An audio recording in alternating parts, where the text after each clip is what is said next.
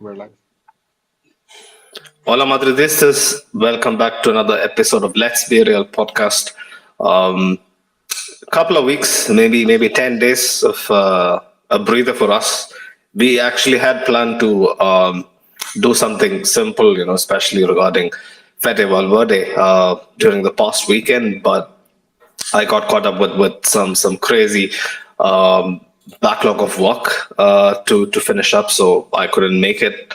But yeah, we have another international break coming up in less than a month again. So I guess we have slots um, enough for them sort of side stuff. But the matter at hand tonight, like even before the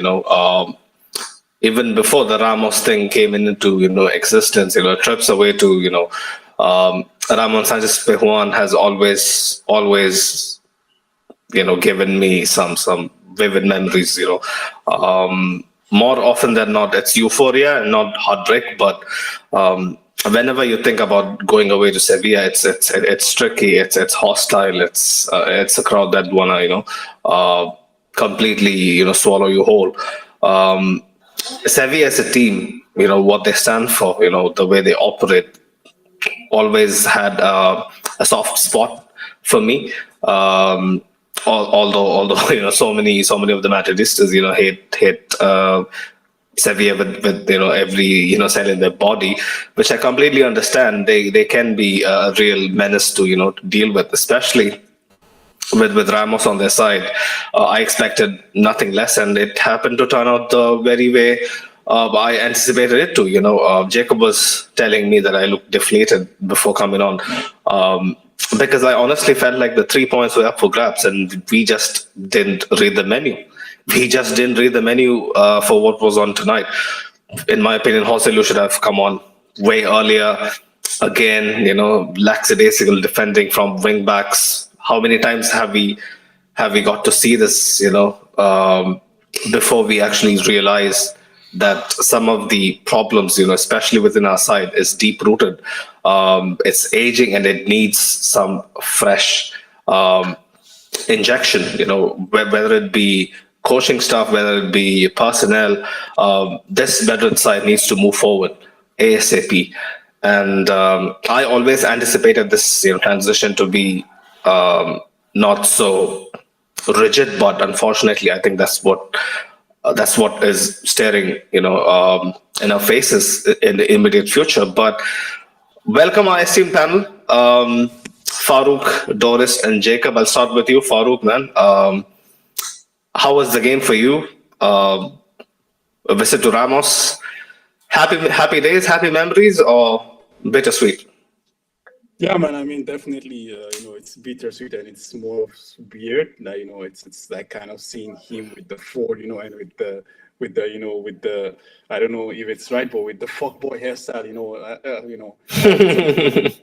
where so, on our side, and again with hopping and puffing, fighting, throwing in last ditch tackles. There was a certain point in the game where you thought like there were like 3-4 Ramoses on the pitch. So it was it was a trip down memory lane, but not a very good one, honestly. But yeah, together with the shitty game, in my opinion, it just converged to be the garbage 90 minutes wasted, man. Mm, well, there you go. Doris, man. Visit to Sevilla, always tricky. Yeah, we remember some amazing moments. We remember some bad moments. This wasn't, one of the better games we've played against them, but you cannot say that wasn't an entertaining game. Like, it was a shit game. We didn't get, two goals that were, that we scored, but, it's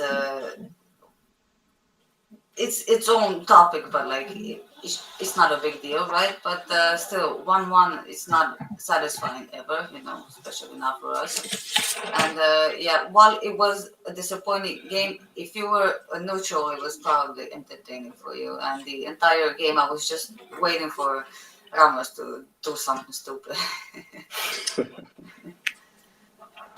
From minute one, Ramos was on to everyone. The first thing I see, Yeah, the first thing I see is basically him mauling down Rodrigo, and the game barely kicked off. So Ramos was up for it, man. We all didn't expect anything else, Like the man he is, the personality he emits, it was only going to go one way. But Jacob, man, Sevilla was there for the taking, right? They played a high line. There was so much space behind the centre backs. Yes, Ramos is still Ramos, but there were familiar shortcomings to his game that we remember, from his time with us as well. So I just feel so bad that we didn't grab the 3 points, because come the end of the season, these are the games that would potentially sway where the title is gonna go end of the season. Yeah, man. To be honest, I had to check at various parts of the first half that, like, are we playing this good? Are we able to progress the ball so easily up the pitch, or is it just Sevilla being shit? And then Mhm. it was a combination of both. I liked the passes going through in the first half. We created quite a few opportunities. Of course, we'll talk about what happened with the referees and whatnot with all of the wasted chances. But I feel like we played well, and hopefully we were on for an excellent game for the second half as well. But then that's not how it turned out, and it's just a missed opportunity. But I feel like a lot of it has to go with the fact that some of our players were fatigued, and we couldn't like really turn it on in the second half and make that final push to actually score the goal. I really didn't understand, right? Vinny, Rodrigo, yeah, there's not much you can do. Maybe shoe in Hoselu, but Hoselu, I think Carlo played the cards right, because, like we saw, we get a late equalizer and we need an extra goal to seal the deal.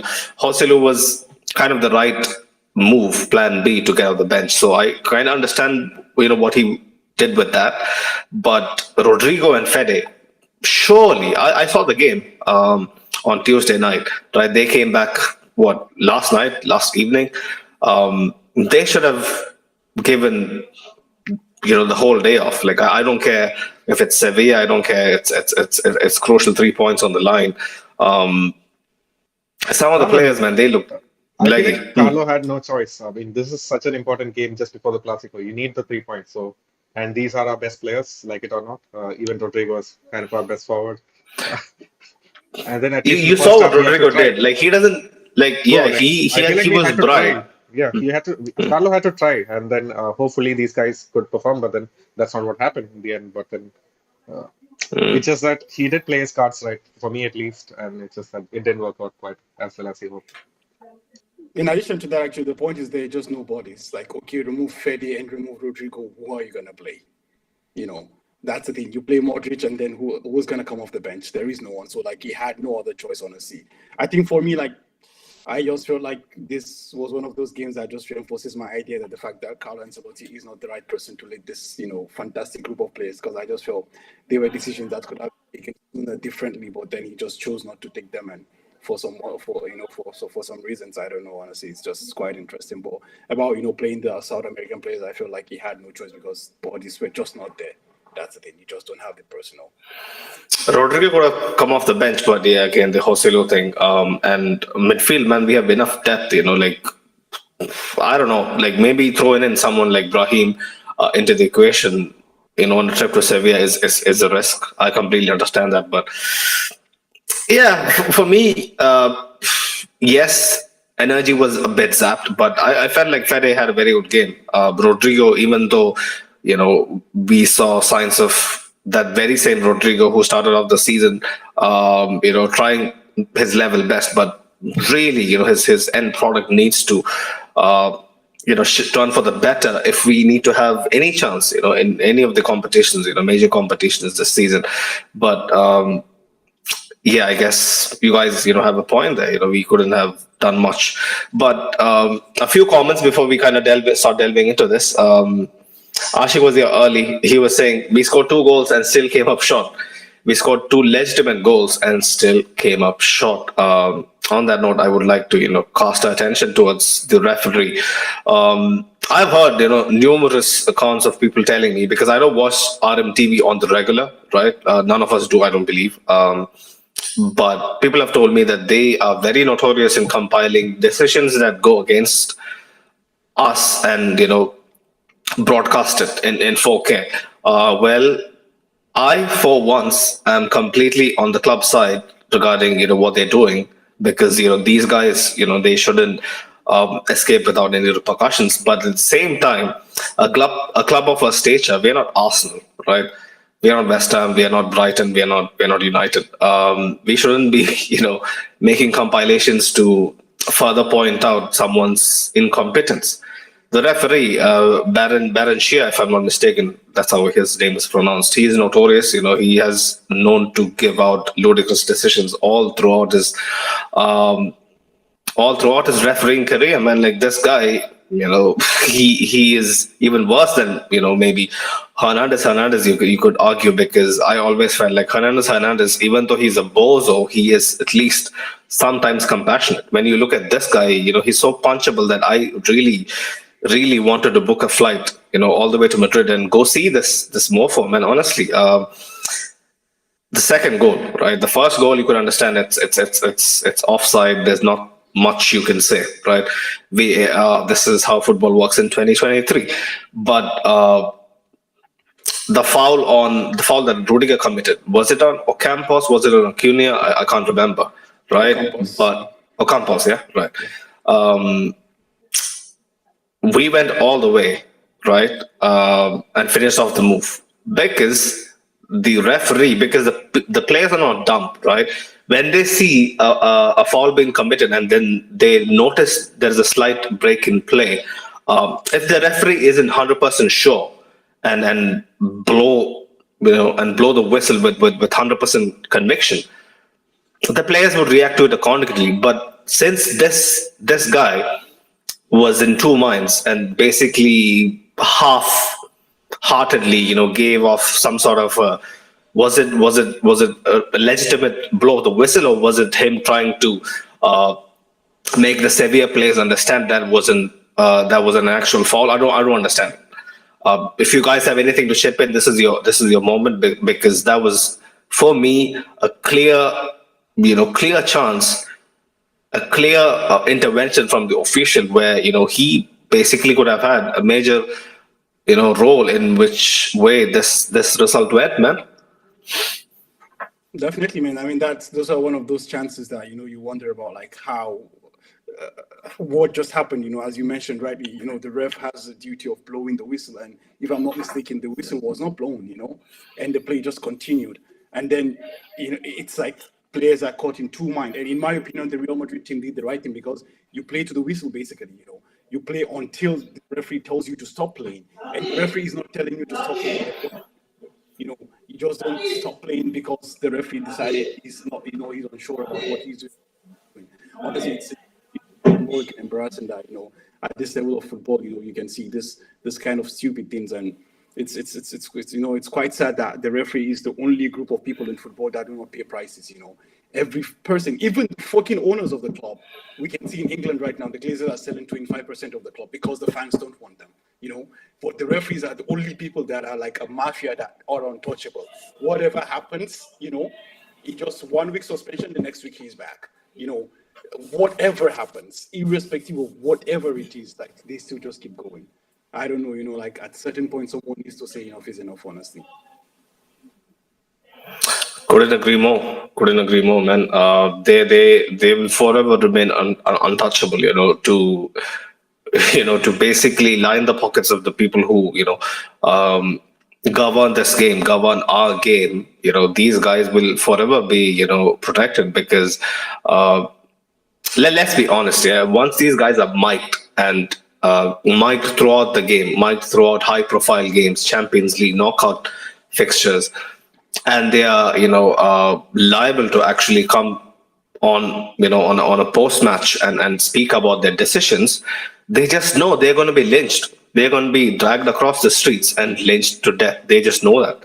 That's the whole reason why. Because miking up is a thing that's so rudimentary. Like it doesn't take much resources to actually put that into action, but they do it for a reason. They do it for a reason because they just know it's only going to cause more bloodshed. Ricardo was in the chat. Big up Ricardo. He was mentioning, I knew the player was overreacting when he and Rudiger collided for the ball. He deliberately made it out worse than it actually was, and I was very surprised the ref fell for it.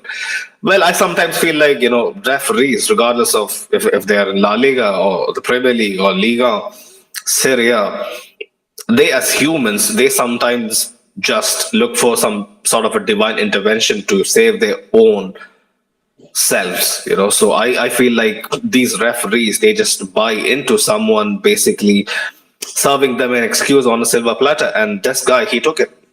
Unfortunately for us, he took it. Hassan was in the chat. He was saying Ramos really handed Barca 3 points by scoring an own goal, but drops an all-timer performance and fights with our players. Jesus, this is why Vallejo is clear, is what Hassan says. All jokes aside, right? Ramos's performance was so good, so good. The kind of assurance you feel when he is guarding your posts, man. It's special. I can't really put it into words. What I feel for that man. Seeing him play again, especially in La Liga, unfortunately against us, was still super satisfying for me. Right. What should we get into next? So the goal didn't happen, right? There was a chance. I still remember this very vividly. Yeah, like Tony to Fede, and then Fede to Jude. Tony had a few very excellent long balls, in behind their back line a few times. But that particular time, I felt like Jude, his contact was way off. Like the way, like the technique to hit it with his side foot was actually nice, but man, like sometimes I felt like we had the chances. The Rodrigo chance in the second half, where he receives the ball on the turn, turns the defender and fires the shot low at the keeper's near post. Chances like that. Like I'm gonna ask you this, Jacob. Yeah, like chances like that. Like even until last year, those kind of half chances, guys like Rodrigo, they used to finish them off. Yeah, you said it best, right? These are half chances. Rodrigo created that opportunity for himself. No other player could have taken that touch and actually found that opportunity. But then he hardly had time, and the difference was that in the last season he didn't have to convert too many of these half chances. He still had like a buttload of actually very clear cut chances where he had time to craft his finish, and that's the thing that's lacking here. And even the Jude chance, that wasn't a very clear cut chance as well. But then it is what the team is at the moment, and if we are to like play ourselves out of this moment and get a few important wins in La Liga, we have to take these half chances. That's the reality. We're not creating those clear cut chances game after game, and I just don't see it happening. So I just How don't do want we? to. How? It's just that I don't want to blame the players in this moment. It's just that I don't want to nitpick. It is what it is, man. I don't see a way out of it. I disagree with you, Jacob. Man, you have to start nitpicking. Like, if this is, for example, Sonedo was mentioned the issue, the finish with Judah. And for that, you cannot score 10 goals, in 8 games. But this is Rodrigo. Like every single post match, we sit here and talk about the fact that okay, you create a chance for yourself, but you need to finish this chance. Ashik here. Which is functioning. Yeah, go on. Yeah. No, Ashik was saying, Rodrigo should be benched for a few games to get his shit together. Very pedestrian from him. Like, we expect a lot from Rodrigo. 100%. I could not agree more. That's just the thing, like, when Jacob is talking about nitpicking, like, the point is, okay, yeah, you cannot nitpick, but when this is something that's happening week after week after week after week, I mean, come on, like, after a certain point in time, you need to just say, okay, enough is enough, honestly, I understand the fact that, like Rodrigo has the technical abilities, as you mentioned, like not a lot of players can bring the ball down to create that position that he created for himself. Fine and good, it's a half chance. But this is our team. It's not like we create 20 chances every single match, It's those half chances that we convert, But now it's week after week after week, and Rodrigo hasn't, So definitely, I think it's time that, Rodrigo is just taken out of the starting lineup, honestly. It's only gonna do him good because I saw him against Uruguay. I saw him against was it Venezuela? It was against Venezuela, I believe. He was bright in both games. He combined really well with Neymar, with Vinicius, with Richarlison. Um, he is someone who is never shying away from adversity. That's one thing I like about Rodrigo, and the very reason why I root for him so much is his unwavering belief in himself, in his teammates, in a particular situation. He always finds a way to, get out on the other end, unscathed. And I believe uh, a month or at least like back-to-back match days away from the starting lineup. I think it's believed because the Champions League is in action, but him being a bit away from the spotlight is gonna do him wonders, man. Um, but yeah, like Doris, we did the double on Sevilla for the last 2 seasons. Yeah, even though we have, like you said at the very beginning of the post match, that sometimes those memories haven't exactly gone our way, um, but the amount of chances we had, Doris, don't you think we deserved to win this game? Well, deserve is a big word. I think Sevilla, also play their own game. I think it's a bit unfair to say that we deserve a win. You win when you win. The referee was definitely not on our side, like 100%. But yeah, for the last 2 seasons, and especially the season before the last one, like Sevilla, they had a really good run, and then last season they were kind of crumbling, I guess. But this is still Sevilla. Like these players, even Ocampos, showed us today that it's still Sevilla. Like last season, they were having a tough time, I guess. But for this game, they played well. They played against us well, and for a lot of the things that happen in the game, I would probably, praise our players for doing that. Where, here it's, hard feelings, I guess. That's the best way to say it.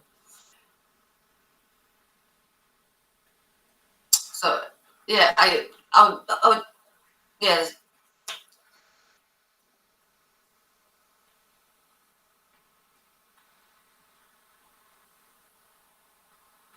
Was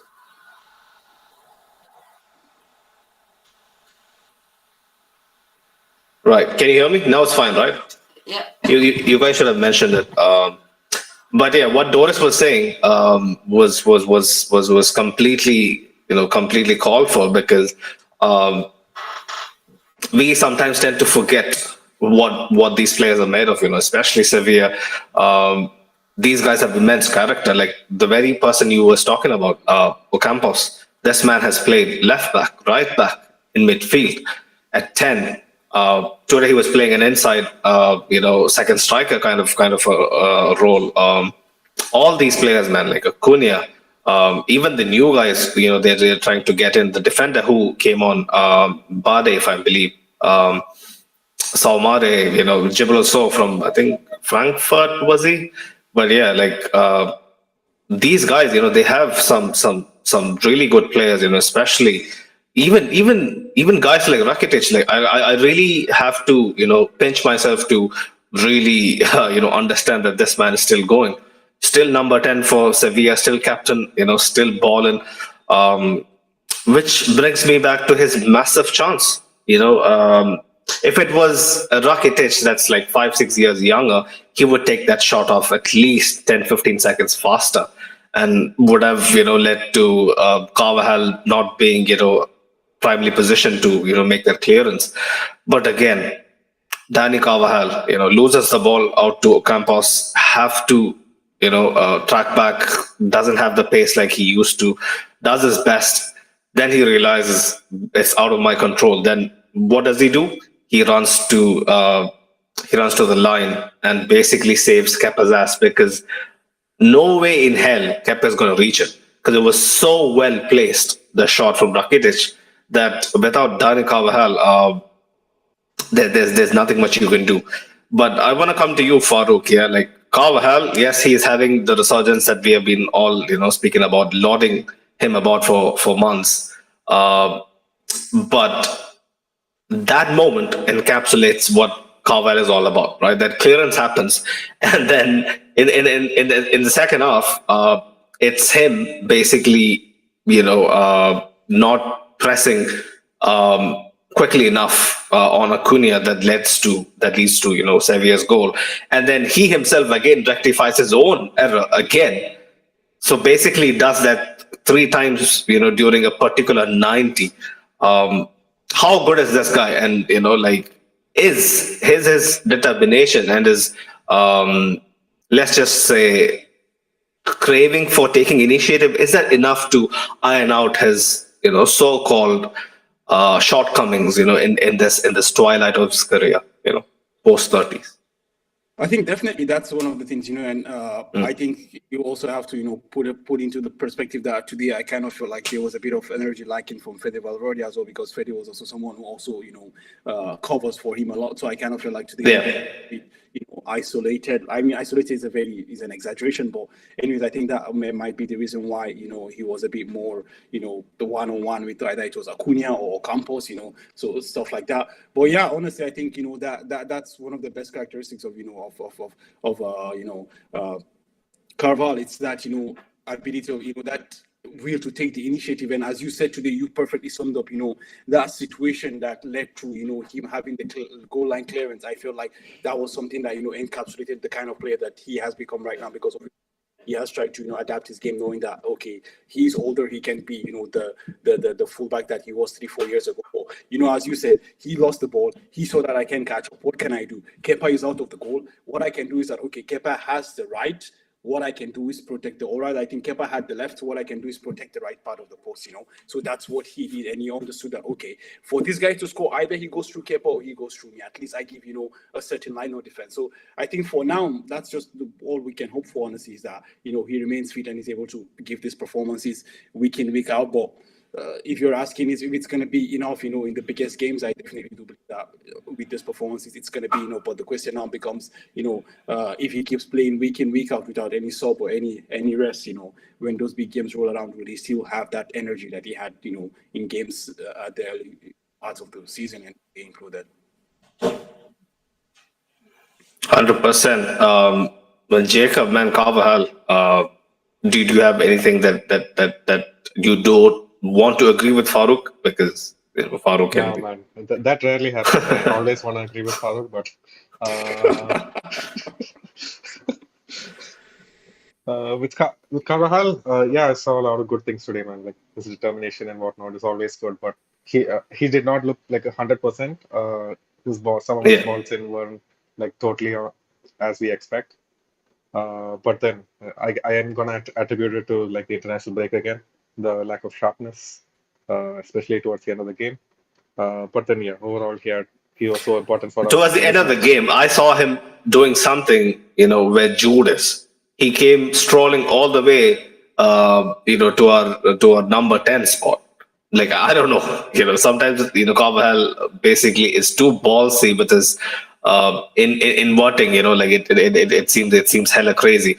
But, for sure, his whole body language, the way he carries himself, this season, I feel like he has a chip on his shoulder. He wants to prove himself again, and I believe there's a huge possibility that he's going to have a huge say how our season is going to pan out. But that header, Doris, 5'9", right, 5'8". I think he is my height. To reach out to that header, front post with Ramos, with Godelj, all those lanky guys, Saumare, breathing down Who your was neck. marking him? I can't remember. Who was I think it wasn't one of the centre backs. I believe it was a Cunha. I might be mistaken. Um, Well, anyway, but I it think wasn't. It wasn't ideal marking. I'll tell you that. yeah. Well, it was still a pretty goal. we love to see those.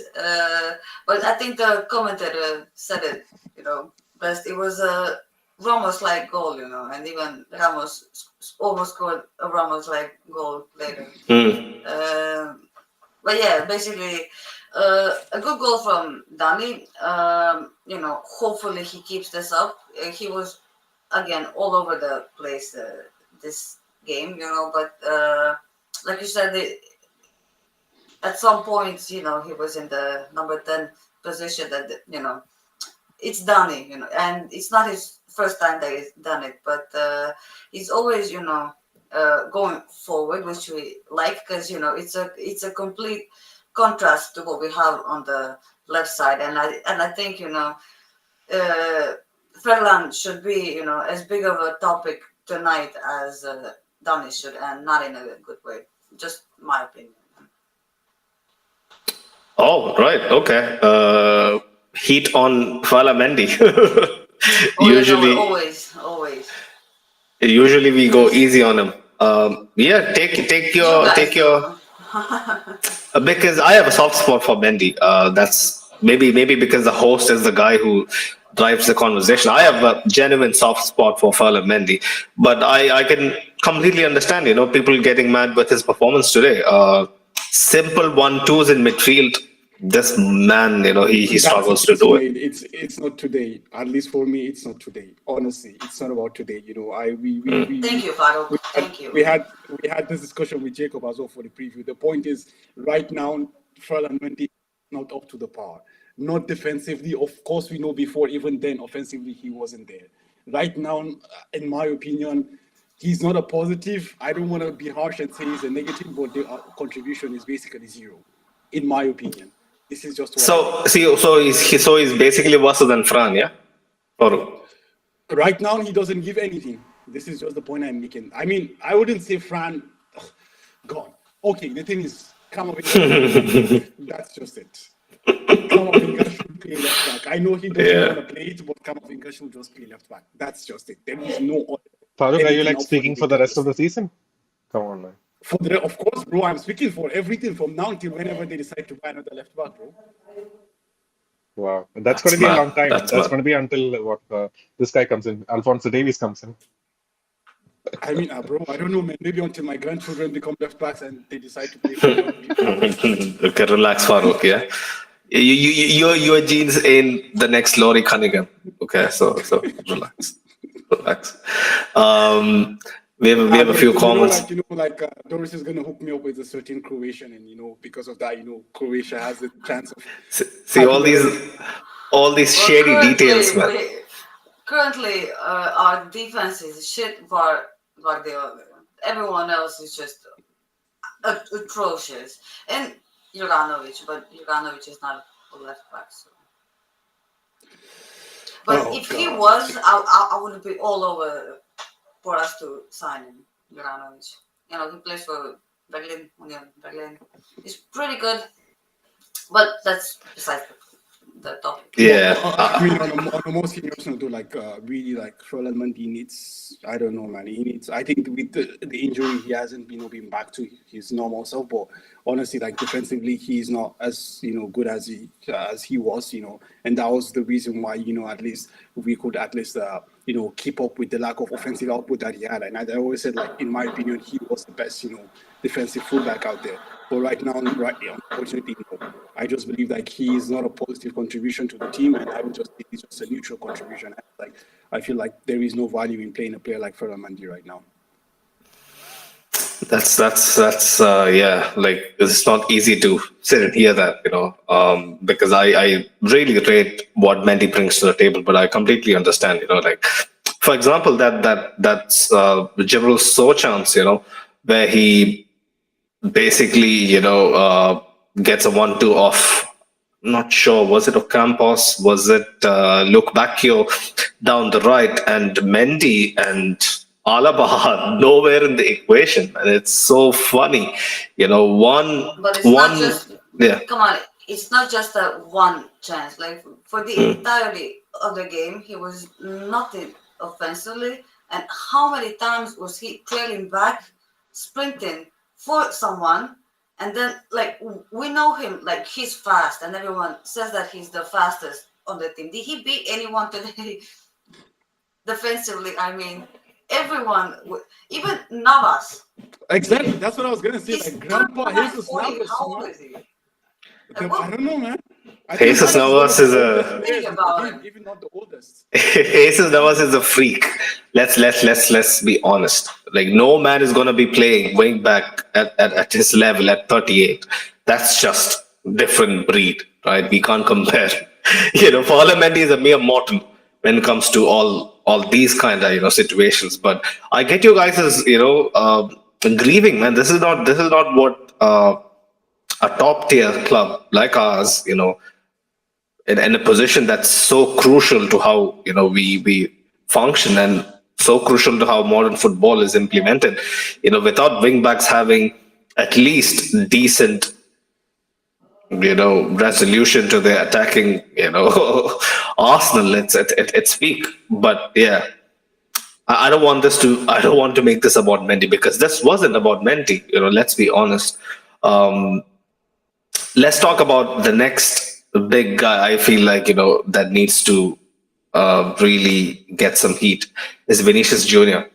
He himself said in midweek, last two games, in especially with Brazil, I saw him. He wasn't great. It wasn't ideal for him, coming back from injury and the reliance upon him, and the pressure that comes with playing for us, being our talisman. It's not easy. It's not easy for him.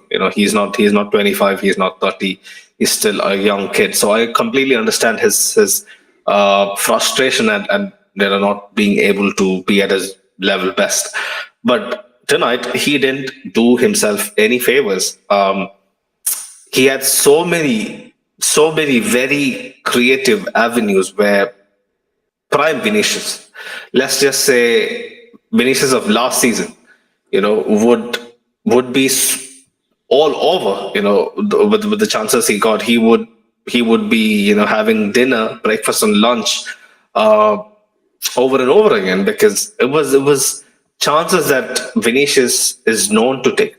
It's chances that Vinicius has his repertoire on. Like it wasn't something that I felt like, oh, if there was Cristiano, he would bury it, top right corner. It wasn't that. It's just little details that I just feel like Vinicius, maybe it's him lacking a step, after recovery. Maybe it's him getting into his own head. I don't know. I just feel like he's way off, way off. If last year's Vinicius was a 10 out of 10, this season's Vinicius, I'm afraid, is barely a 6. Who wants to take the dips on this? I will come to you, Jacob. Man, Yeah, Vinicius, it's yeah, concerning. yeah. I mean, but a 6 on 10, that's harsh, man. Like before his injury, I feel like he was getting on, doing all the right things, at least trying to make it as a forward. And then in this game too, he had some moments. I know he's like not the Vinicius of like last season yet, but for me, he's like doing enough and just trying to get back into form. Like, though at least considering that we have players like Rodrigo trying to find their form again, Vinicius is doing much, much better. So I just have to take it relatively and then hope Vinicius takes the Braga game and just to warm up again, score a couple of goals, get his confidence back, and then things will just start flowing. Yeah, I I kind of just agree there. hope. I think Yeah, it's go it's on, it's Farooq. it's it's not yet a time for of course for Alanya because let's not forget like Vini got injured and he's just back and he just played how many 4 games in total. So I think it's going to take a bit of time to reach that season that he was because last year he was arguably the best player in the world, or at least in my opinion he was the best left winger in the world. So that's there is that. So I think it's going to take a bit of time. So I think it might be harsh as Jacob said to focus or try to light up the heat right now. And also, it's also let's never forget this. As you mentioned, as also at the beginning of the show, like it's jet lag. These players literally came back to Madrid yesterday in the morning, and today in the afternoon they are asked to play football as well. It's like it's transferring continents. It's not easy, honestly. Like the jet lag always will play into will play into this into the situation because whether you like it or not, this is a game that requires physical performance. So when you're jetting from one continent to the other and arriving, after 24, basically in less than 24 hours, you're asked to, play a football game at the highest level as well. That's something that also comes into play. But about the form of Vini, honestly, I'm not concerned at all at this point in time, because he's just back, from injury. He needs to, get some form, get back to full fitness, as well, at least match fitness, and then, he was, as Jacob said, just get a couple of goals here and then build his confidence and start rolling. I just hope that's the case. It's a classic case of, let's just say, attackers block. Similar to writers block. All people, go through this phase. I just hope, like you said, Farouk, once things start clicking onto him, like we have noticed with Vinicius, it's sort of a domino effect. Like once he has a couple of really good phases in the game and he buries it, and he continues to do it, it's you can clearly see him building himself up, his game up, his overall performance up. I think he feeds off confidence, like what you said. Farouk, he is confidence player has been thrown around for for ages by everyone and their nan, but I think it applies to Vinicius quite a bit. It relies heavily on his psyche as well. How well he performs. A few comments. Right, Modu Ba, Jacob, it's a little further up top. He was mentioning the referee gets what he wants by making sure Real Madrid drop points. Yeah, honestly, man, if this league goes to the wire, we have to be like, this will be off my memory. I'll be honest, my memory is the worst among all of us, right? By the time April or May rolls around, I wouldn't be thinking about this. But genuinely speaking, right, if the league goes to the wire, these are one of the match days, where you would think, well, it could have been an entirely different outcome. Mo's in the chat, big up Mo. He was saying FIFA bug caught Madrid today, but we were incredibly poor centrally. No penetration from the middle. Jude tried his best. Jude is the master at it. Like, he had a few line breaking runs, which really didn't, muster for much compared to, all the previous games, where, a Jude run like that, more often than not, it ends up in a goal or, at least a very crucial save. Let's talk about Jude. Who wants to talk about Jude? Doris, an average performance from Jude? Or do you think it's too harsh for someone who has been on fire this season? I guess both of what you said. If that makes sense. But I guess, for Jude, at least tonight, I wouldn't really, put any blame on him. Like, he did absolutely nothing wrong. He might have missed, but that's not something, to chastise him for. And we wouldn't even do it if he, wasn't doing so well until now. But yeah, again, that shows just his standard and what we're expecting of him, which is a good thing. Having high expectations of your players is a good thing, and we need to have that mentality. And I'm sure that he wasn't happy with his performance, but it is on the team and definitely not on Jude. As a matter of fact, like, he was probably one of the only players that I would probably say were saved this game. Who was the other one apart from Jude? Who can actually walk off the pitch with their head held high? I guess now, if Rudiger hadn't, for the goal that Sevilla scored, it was an own goal from Alaba, but it was actually Rudiger who missed the ball. It went through his legs, from the cross. He missed the ball from the cross, and it wasn't Alaba's fault, and it's a silly mistake which shouldn't happen to someone like Tony fucking Rudiger, But it happens. But if you look everything, apart from that, he did his job, and he, Rudiger was pretty good. Ramos and Rudiger drama was pretty fun, especially the little cheek thing. Yeah, like, almost like Joker asking, Joker I asking guess Tony, do you want a Rudiger wider was smile? laughing, and he was telling him to wipe his smile off. Maybe, yeah. That That's that how it makes was, that makes that makes perfect sense. But what did you guys make about all of that? That passive aggression. Ramos against Rudiger, Alaba stepping in. And then I saw at one point towards, I think it was a brawl towards the end where, Kamavinga comes into the picture and Ramos is like, swipes him away, stay out of this, kiddo. Yeah. Kinda, I mean, I don't think anyone really expected Ramos to go into this game, with his head down. Like that is impossible, And I wonder what's gonna happen when we play at home, against Sevilla when he's at the Bernabeu, and I don't know. It's gonna be he a might different score. thing. He might score.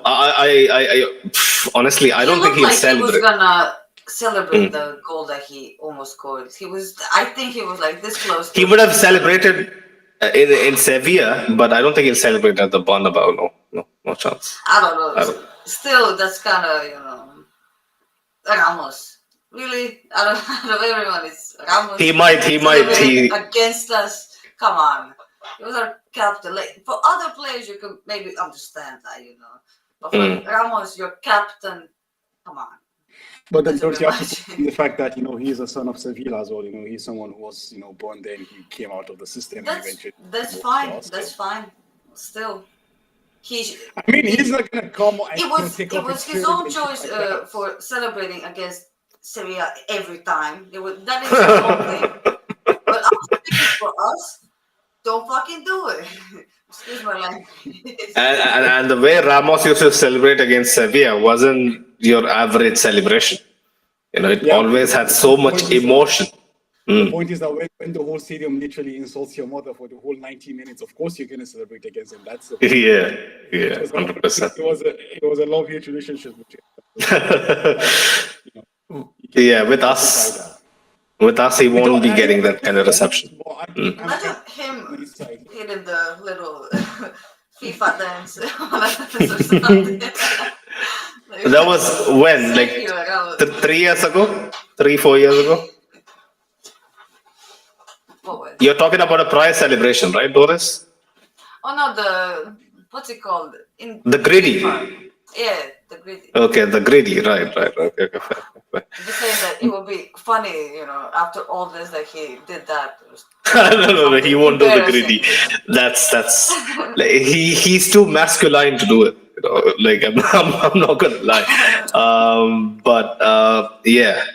The return game will be something, something to behold. But yeah, Hassania, mocking Farouk, son of Sevilla hype, 100%. He is definitely son of Sevilla, but he knows well and truly, we made his career what it is, at this point. Who else do we have to touch upon? Right, Kepa. Well, when the goal went in, like like nature always directs me to do, I was flipping mad at Kepa, asking why the hell are we, dealing with this guy who we all know isn't really good enough. But then he pulls out two out of this ball saves, especially one from was it from Ocampos again? Was it from So? I think it was from Jibril So, a long ranger from outside the box. Jacob Kepa again. You can't really blame him for the goal, Man, but I was right up there with you. Like I was ready to blame him because I saw, man, that it went straight at him and he could have fucking saved it, right? But then I thought that I saw the replays and I was like, fuck, it's Alaba who touched it last, and you don't expect your defender to actually put it on towards your own goal, right? So it just blindly came at him, and on another day he did what he could. Maybe he could have saved it on another day, but it's totally dependent on luck, and I just couldn't blame him as much as I wanted missed to. the ball in the first place. Even before that, Carvajal and Modric. Legs, dude. Carvajal and Luka. Dude, Luka was defending no man's land. Luka wasn't doing anything. He But was just it ball doesn't watching. matter. Crosses happen. Like there's like they happen like every fucking what is I'm sorry for swearing. I'm getting worked up. But like crosses happen so many times in the game. Like we cannot fault them for the cross happening, but we can definitely fault for Man, Rudiger being the first so man on the ball and missing the ball. He went to throw his legs into Alaba. Like I don't blame Alaba one bit. Like one bit. yeah, Or Kepa. Kepa is blaming himself because he's a professional goalkeeper, but I'm not blaming either of them. Oh, Rudiger Kepa is was the a one professional keeper. I thought he was a Sunday league goalkeeper actually. It's man. like okay. So Doris, it's like we have to do two things, right? In a professional game, like these guys have to. Of course, you can't block every single cross that comes in, but you shouldn't give these guys so much time so that they can put in such quality crosses in, and that just kept happening throughout the match, and it was Sure, just but you're expecting your center backs, to stop those. Like that's man. their entire job. That's Bro, the but like we entire know how weak they responsibility are, as a like, center back. and we know how these guys are in the air, especially Alapa. These guys can't really like defend in the air, to be honest. So Well, at for least this we one, must he be. was on the floor at least. Oh You know. man, But the thing is, actually, both things can be true. Can be true. Both what Jacob is saying and what they were saying can totally be true. I totally agree with both of them because I think the reason why Alaba could not adjust in time was he assumed that Rudiger was going to kick the ball away, which when he couldn't, then it came to him as a shock and he couldn't react in time. Also, I don't think if you have 10 goalkeepers there, 9 of them will not save what Kepa, tried to do because he could not just adjust his body in time. And I think there are very few goalkeepers in the world that would have actually have saved that. So it's just the cross shouldn't have happened in the first place if you covered, covered your spaces earlier, and then Alaba wouldn't have had deflection if also Rudiger had done his job. So it's just all around shit house reform the defensive units. But then I just feel like in all honesty I feel like Tony Rudiger was I think outstanding player of the match honestly in my opinion. Both him and Kepa. I think Kepa also had I think 2 fantastic saves in the game. So I think both of them were the outstanding players in the game. But I would just want to talk about what Doris mentioned earlier about with Jude and something like that. But for me, I just feel like it's one of those things that you have to measure because I think personally what I was thinking today is that if Jude has scored a goal today, tomorrow morning everyone will be like, oh, Jude the savior. But the point is the guy had a very shitty performance today. The point is it's not about shitting on Jude or something like that. It's about the thing I always say is I'm not on hype train. It's like people are building a hype train for Jude Bellingham to sit on. And the point is when you look at the team, you look like we are not performing. We are actually not performing. And if the guy keeps scoring goals because he's scoring goals, we just mask everything. But this is the problem. We are not, I think someone in the comment was mentioned earlier, centrally nothing was happening. For There 3 was games, more. okay, I think in this season only 3 games is when something happened centrally. One of them was Girona, one of them was Napoli, and I think the game before Napoli or the game after Napoli, I'm not sure which game it was. Those were the only 3 games where you could say, okay, the midfield function as a unit, centrally something had happened. Every single team was just Jude being in the right place at the right time, or he made the fantastic, Messi escron he made against Napoli or some shit like that. They actually haven't. I mean, you guys saw the game of Italy against England, right? This is the performance you paid 100 million for Jude to give you. This is what you want. I don't want the fucking goals. Who cares about the goals? I want the game that he will dominate the midfield, these kind of things. And I think other than Napoli, Girona, and one more game, I don't think there's been a game that I can put my hand to just and say, yeah, okay, this guy is the fucking bomb. The other games, he's just been there to score the miraculous goals, and obviously, goals are what sell papers, obviously, and the fact that he's English as well gives you the David Beckham effect as well. But then, eventually, what's the thing if he had scored today? I'm sure definitely we would be having a different discussion. Oh yeah, but Jude is the savior. That's the thing. It just has to the narrative around Jude definitely has to change. It has to be more about his performances because the man is not there to keep saving Real Madrid week in week out honestly. His performances, I believe, stem from just let's just put it this way. It's not lack of communication. It's not miscommunication. It is basically from the very top. The let's just say Carlo's vision is to minimize the loss of Benzema, to minimize the non-existence, the level of uh, minimize the existence of a top tier striker. Basically, I think that's what the squad as a whole, tries to achieve out there on the pitch. So what Bellingham does on a given day is basically what situations arise for him on a particular match day. I feel like, because um, if all these players, were super well drilled, super well oiled in what their roles were and how they, would behave in this particular ecosystem that is, this diamond, I think there would be a lot more fluidity, lot more stuff happening centrally, because if you guys, like, we all have played football at some level, right? Down the wings, it's basically reacting to a situation. Down the middle, you just need a clear, well-oiled plan to actually penetrate sides down the middle.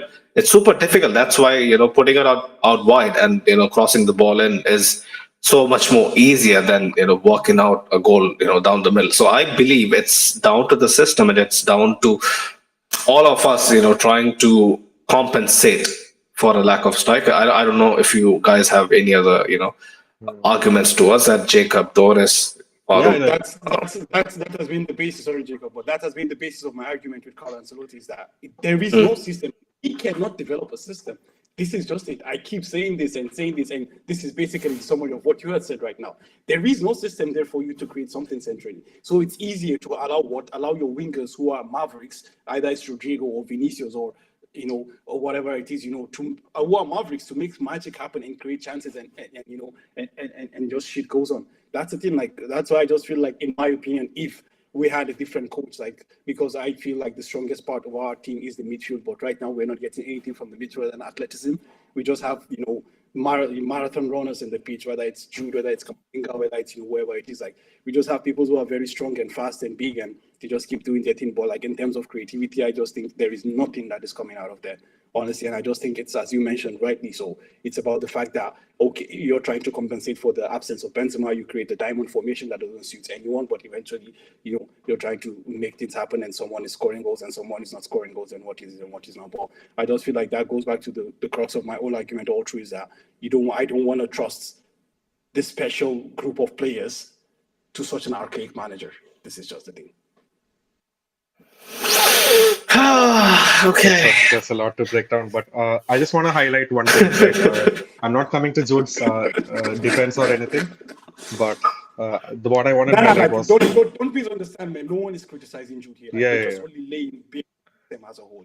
Yeah, what I want to highlight is the matches that he did play well. You know what happened? Kamavinga was playing left back, and My Jose was, man, he got the point, man. Kamavinga is the key. yeah. So Jude needs someone. So right now, because Kamavinga wasn't there, the whole of Sevilla's midfield, they were focusing on Jude, right? They weren't giving an inch of space. He was getting more down. The referee wasn't having it. He wasn't giving us any of the fouls. Vinicius should have also had a pen, right? He Yeah, was elbowed in the back, right, while chasing the ball. definitely, Like, I don't understand. definitely.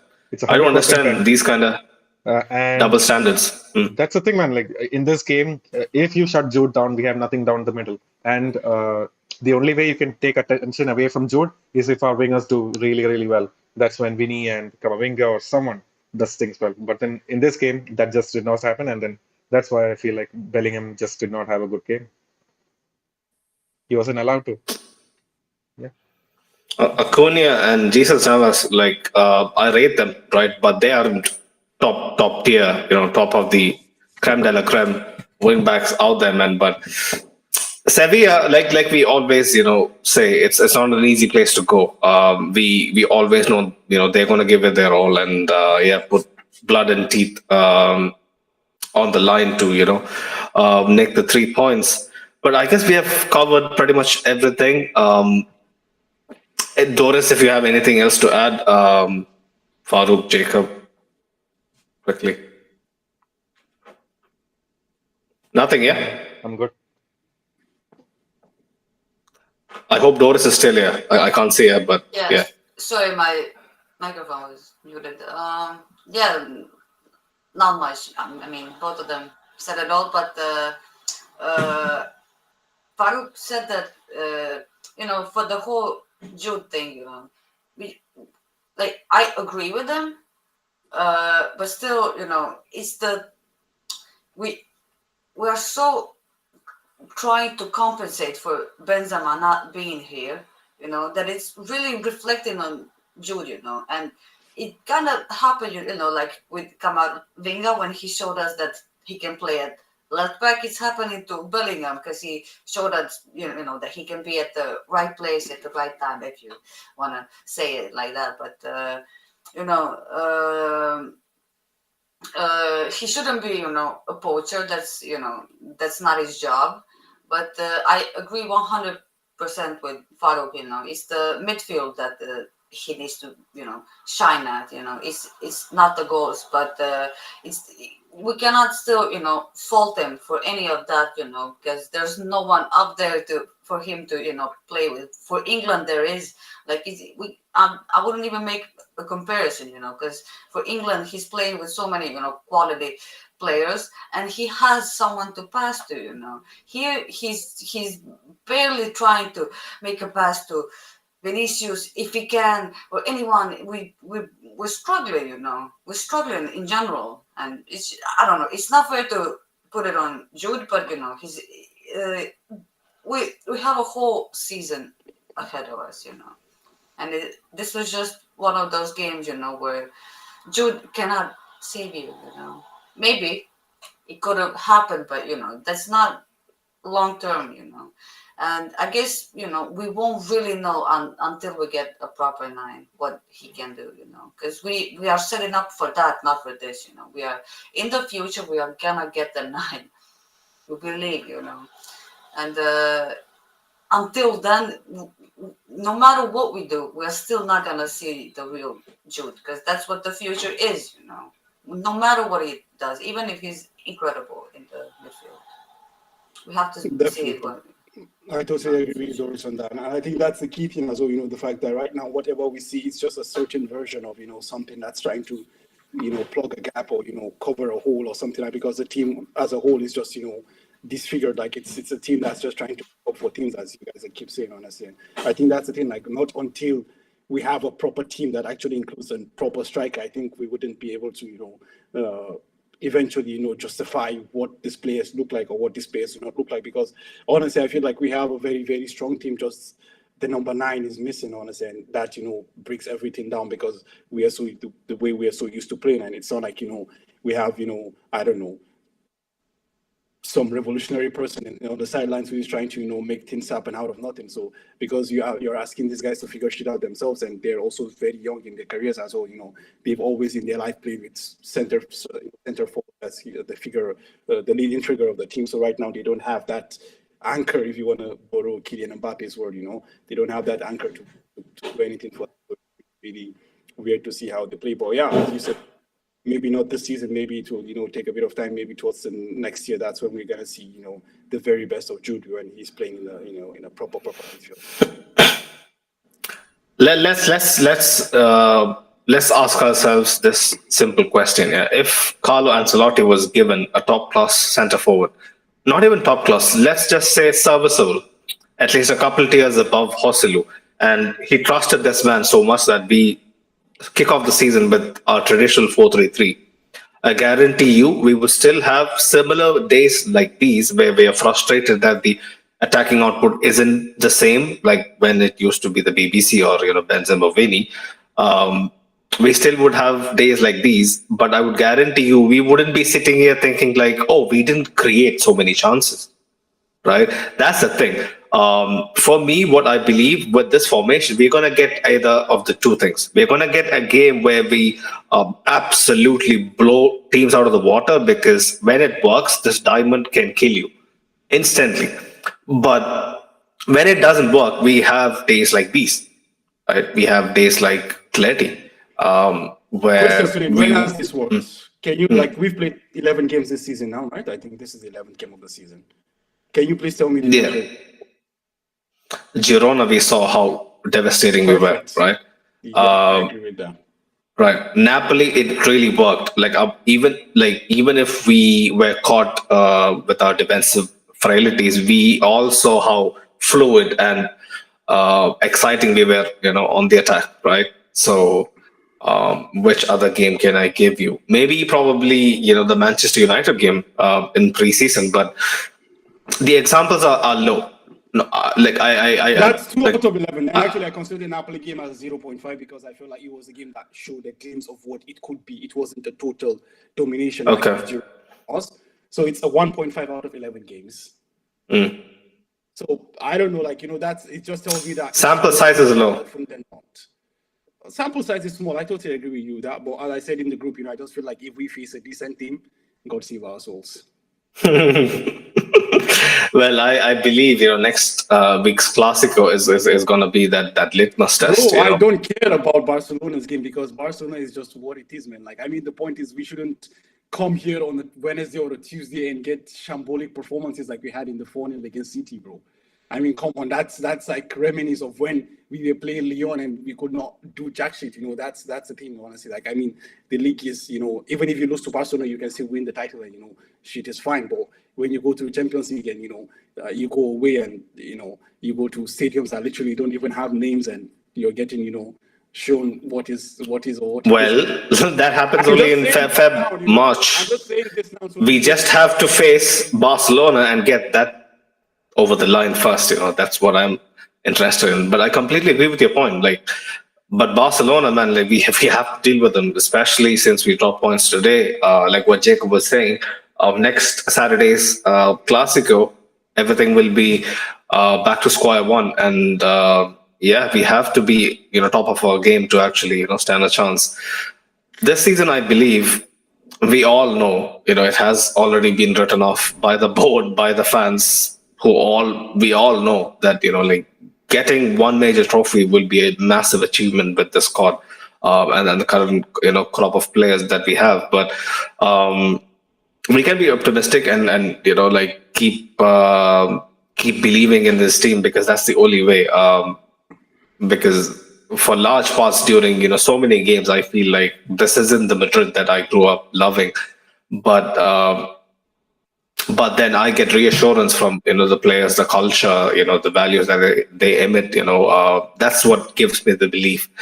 For all the people that would look for some light this season, I think the only way that we can console ourselves is this might be that transition season that we might need.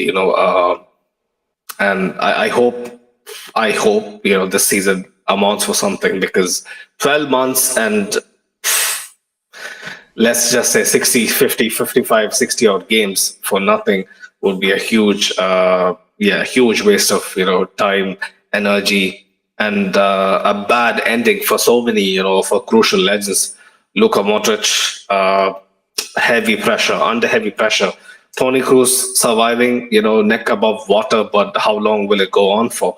Major questions being asked of, our wing backs. Guys like Alaba, Rudiger, everybody is under pressure. So I just hope collectively, like we always do every year, post February, we have that period where we can, hone down and go full tunnel vision mode and see the season out, because that's the only light I see, honestly. If we if we slack even in like a couple of the nonsensical, early Copa del Rey games, I believe we are looking at a season with no trophies, man.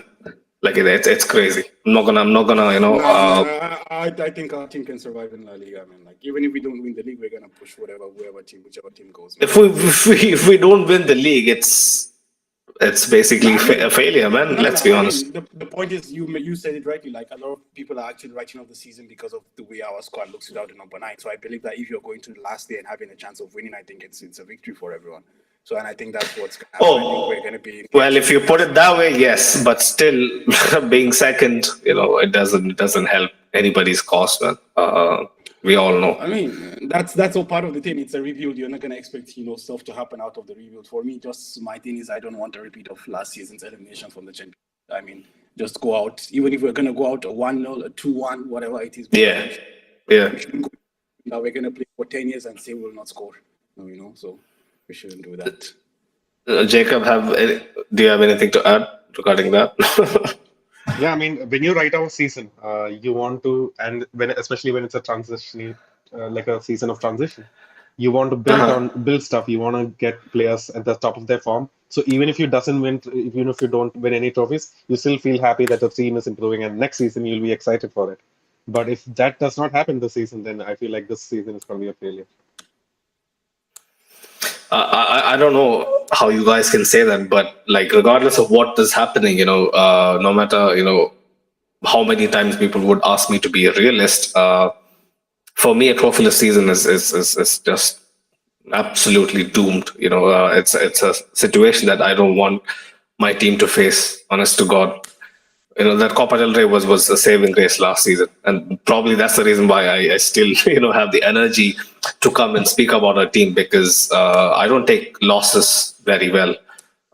Let's just Copa does not count, man. Don't be Barcelona. put it that way. I know it doesn't count. I was one of the first people over here who said, it doesn't count, but it's consolation. Like for a season that we put so much blood and sweat into, it's consolation, and it goes a long way. I'm telling you, it goes a long way. But yeah, big up everyone in the chat for tuning in. Much respect. So from now on, it's going to be back-to-back games huddled up. Champions League, La Liga, the Clásico is coming up. We'll be having hopefully a Braga preview on Monday. Usual 1 p.m. EST, 7 p.m. Madrid time. Our usual slot. If things work out, we have some very lovely guys from a Portuguese football show, who actually wants to collaborate with us and yeah, like talk about Braga and Liga Portugal in general. Would be nice if that was to happen. It's not exactly finalized yet, but we would let you know. Keep your eyes peeled on our socials. Instagram, YouTube. Turn on your notification bells on and whatever. Also, friendly reminder: we have the El Clasico preview with Samuel Marsden, one of our very good friends over at ESPN. Would be super exciting to catch up again with Sam. In less than 5 months. We did it in April, I believe. 5-6 months. So yeah, big up Samuel Marsden, for always showing us love.